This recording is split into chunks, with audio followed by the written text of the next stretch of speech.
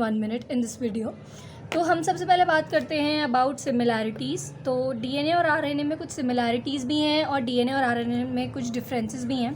Similarities ये हैं कि they both are nucleic acid, दोनों ही न्यूक्लिक एसिड हैं। Both are composed of nucleotide, दोनों ही न्यूक्लियोटाइड्स के बने हुए हैं। दोनों में ही जो है, दोनों की जो बैकबोन है वो शुगर फॉस्फेट की है और दोनों में ही 4 डिफरेंट टाइप के बेसिस है। बट दोनों में थोड़ा सा डिफरेंस भी है which we are going to study also in this video itself. अब देखो, now let's talk about differences between DNA and RNA.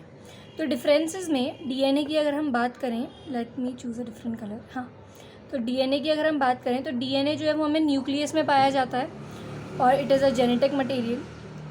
And RNA जो है वो न्यूक्लियस और साइटोप्लाज्म दोनों में पाया जाता है, which is again RNA is also assistant to a DNA.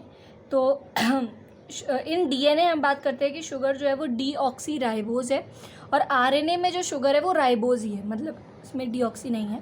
That's why it is just RNA. दो डीएनए के बेसिस हैं ATCG, which is adenine, thymine, cytosine and guanine. And RNA के बेसिस हैं AUCG, which is again adenine, uracil, cytosine and the last one. Why the differences की DNA में जो base है वो थाइमाइन का है और आरएनए में जो है वो यूरासिल का है।